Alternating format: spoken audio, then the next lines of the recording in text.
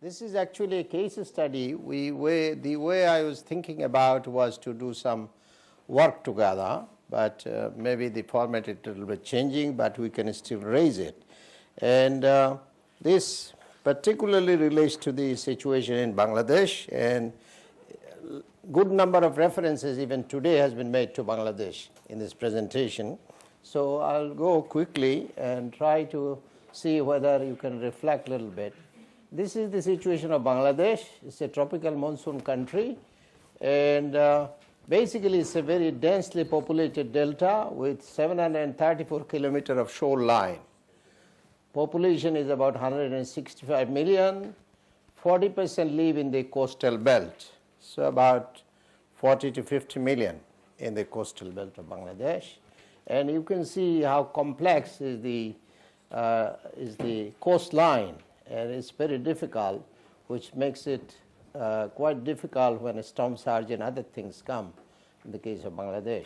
So this is in the, it's very much disaster prone, as you will see. This is the economy of Bangladesh. Per capita income is around $1,700. Not much, but more glaringly is the income inequity. Roughly, if we take about $1 per capita, it's around 40 million, which lives below that. If we go into $2, it's around 80 million. That's the sort of distribution pattern, which is very accentuated when we talk about this. A lot of progress has been made, but this is a booming commercial area that you see here. Vulnerable to climate change and natural disasters. Actually, climate change came later, natural disasters were earlier. It's located in the disaster-prone region and vulnerable both to climate change disasters and the natural disasters. Rather, natural disasters are now getting more accentuated because of the climate change-related disasters. I have been part of this IPCC special report on extreme events and climate change, as working on the lead author in the national chapter, and it comes out that many of the natural phenomena is going to be accentuated through the climate change phenomena. So this is affecting livelihoods. It's very clear. Food security is a big problem. I just gave you the figures about the income flow. Damage to crops is expensive. Infrastructure at risk. Domestic and wildlife is also at risk. There is a lot of rural-urban migration and also migration from coastal areas to the urban areas because of the occupational issues. Poor villagers and urban slum dwellers are most vulnerable, and different zones face common or different types of hazards, as you will see when we proceed. This is the vulnerability to different natural hazards. This is one thing that Bangladesh has done well, I must say. It has tried to start doing the mapping. And that was not done until late 90s, actually. This is the phenomena when our university has a South Asian Disaster Management Center. Around after 1991 cyclone, we did a good number of studies and promoted the concept of disaster management, because earlier it was relief and rehabilitation. So a paradigm shift took place, and then UNDP project came in, and a lot of mapping has been done. As you can see, at least people are started getting conscious about the national hazards at different points. This is the effect of cedar, November 25, 2007. See how devastating it is. Then these are the damage of crops and structures in cedar 2000 and ILA 2009. We'll talk about cedar 2007 again when we talk about the dividend that Bangladesh receives from the preparedness that it has done. But still, millions are vulnerable, and epidemics due to freshwater crisis is also very much there in case of Bangladesh. Changes of salinity affected zone during 1970 through 1997. The two maps that you can see how the salinity intrusion is going inside the heartland of Bangladesh. While it was in 73 confined to the coastal size areas, but now it is moving upstream. And that salinity is a serious problem in terms of both crop cultivation, fresh drinking water, and many of the food chains related issues. This is the tidal charge and flood and erosion, some of the pictorial that you can see what happens when these things come and how vulnerable people are and the environment of Bangladesh. This is the drought situation. Many a time we heard that Bangladesh is a monsoon country, why drought should be the major concern. Now, particularly in the northern famine region, the region has become famine prone because of the drought, because it is getting increasingly difficult to grow in those areas, and that's why famine condition prevails in the northern districts of Bangladesh. This is the impact of the sea level rise. This is the very heavily populated areas are shown here in the map. Then we can see the impact if there is a 1 meter rise in the sea level, about 15 million people will be affected. 17,000 kilometers square of land will be submerged. And Bangladesh already has a very, very high density. And any loss of land would really create very serious problem in terms of not only question of shifting, but also a lot of conflicts in terms of land area planning that we talked about. There is already heavy demand of the land. And if we think about 1.5 meter, loss will be about 18 million people, about 22,000 kilometers. And one of the studies, they tried to do something in terms of the height above sea level in terms of rise and how it is going to affect as we go into increasing that. So it is a real problem for Bangladesh. Coping with vulnerability, what our people has done, that is the vulnerability. Traditionally, people are fighting against climate change and natural disasters all the time, trying to adapt to disasters. Not a very easy concept, but they have been struggling with. And as a matter of fact, one of the international biosphere, geosphere project that we are doing for the LDCs is we are trying to document local knowledge and indigenous knowledge besides because IPCC almost precludes other than scientific knowledge. So we are trying to bring in popular knowledge, local practice, indigenous knowledge, and all the published materials into a compilation for all the LDCs and small island SIDs, small island developing countries also. It's a small project with the International Biosphere Project regarding flood, drought, coastal zone management, and marine fishery. Built up awareness that is there, prepared the National Action Program for Action. This was discussed, mentioned in the morning. Established a standing order for disasters. It used to be for cyclones only before. There was no comprehensive one. Now a comprehensive one has been done. There are changing habits, lifestyle and cropping patterns, created climate resilience fund, on which there is further explanation later. NAPA Bangladesh, this was formulated in 2005. Implementation during 2009 to 2014. These were the objectives: food security, social protection and health, comprehensive disaster management. This has been taken up very extensively as far as Bangladesh is concerned. Infrastructure development in terms of embankment, drainage and so on. Research and knowledge management, not much has been done. Mitigation and low carbon development, capacity building and institutional development. In terms of issues that will come a little later. This is the patrolling boat in the Sundarban. Bangladesh, Sundarban is the largest mangrove forest, UNESCO heritage, about 10,000 kilometers, 6,000 belongs to Bangladesh, 4,000 to India. And this mangrove forest has a very important role in protecting parts of Bangladesh from cyclones. This, some positive steps has been taken, but still lot of damage is being done. It needs more support. This is the flood map of Bangladesh, and this is the first level, what I call very thorough identification of the flood situation in the country. And then the preparedness or action has followed in terms of establishing flood forecasting centers all over the country. As you can see, various spots are there so that people can get information about the flood forecast very quickly, and there is a flood forecasting center in the Water Development Board, which works very closely with the Department of Meteorology also.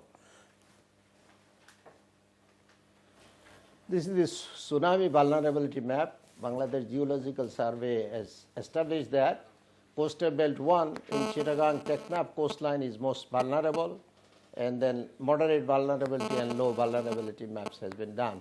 Again, this mapping is helping in developing the consciousness and information. This is the afforestation windbreak cum shelter belt that has been set up in the coastal belt.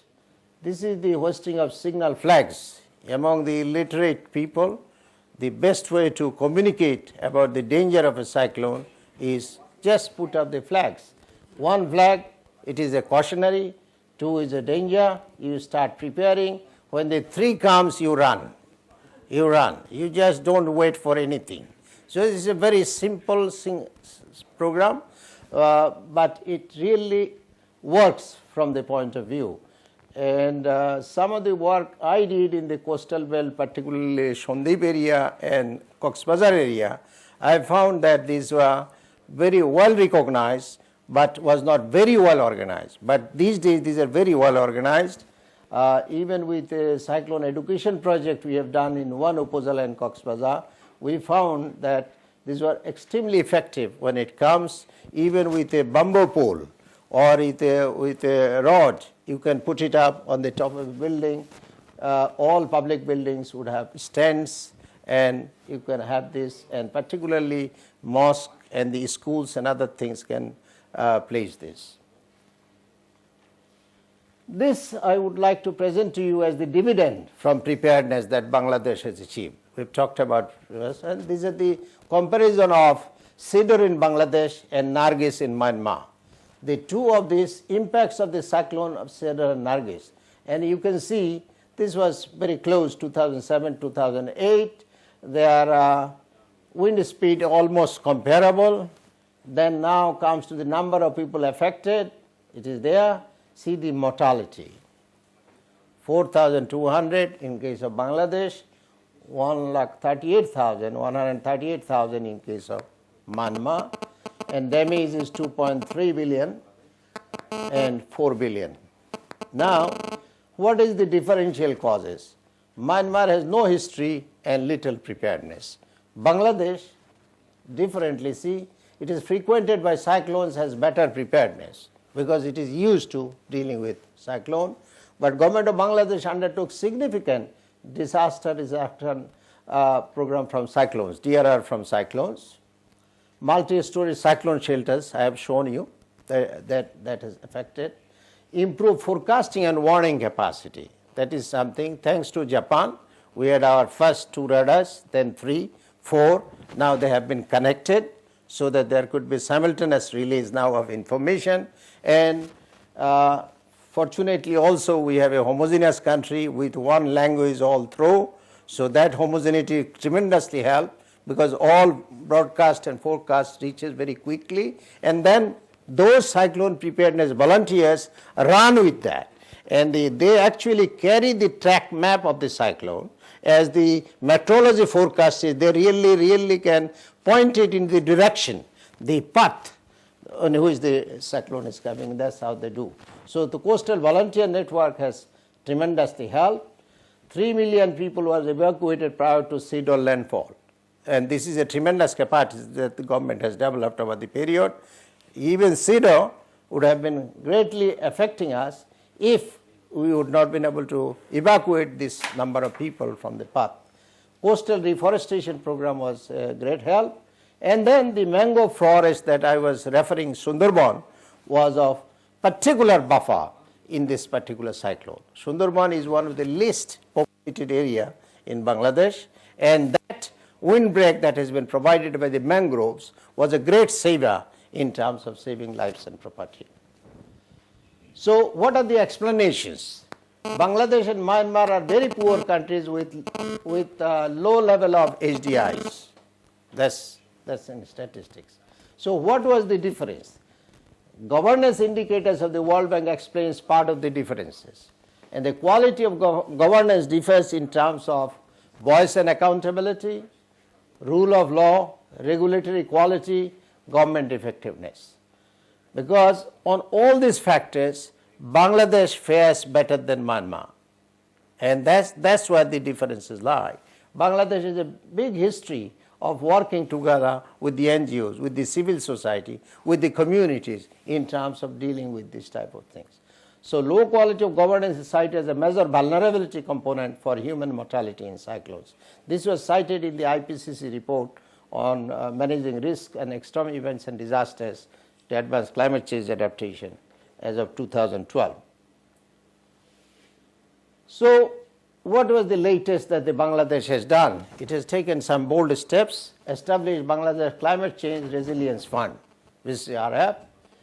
It is an innovative partnership between the government of Bangladesh and development partners, World Bank, and address the impact of climate change. Established in May 2010, fund size 170 million.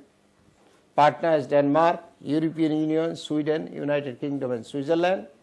Channel up to 125 million grants to millions of Bangladeshis to build their resilience to the effect of climate change. The objective of BCRF is to support the implementation of Bangladesh's climate change strategy and action plan for 2009 and 2018. This plan was mentioned in the morning. The Bangladesh government leads in the management and implementation of BCRF. This was the case study thing that I was going to raise, but we can ask this question for any suggestion that you may have for the plan for Bangladesh Climate Change Resilience Fund in terms of investment to enhance national resilience and sustainability. This, if you like, you can discuss for a few minutes and give your suggestions. I have got some indication on how the fund has been used, which I will share with you, but if you have any ideas as to how to effectively use this fund, given the context of the vulnerability and the measures that has gone in terms of adaptation. So there's a question to all of you. If you have any suggestion, you can share it. Then we will go into what has actually taken place to the extent I have information about. This is the priority national adaptation projects under implementation, which has used some of this fund and also some national budget fund. One is reduce CC hazards through coastal afforestation with community participation. Very good point that you have made, but it has gone into little more than just mangroves. It has started engaging the community. Bangladesh has gone into a very interesting history of social forestry.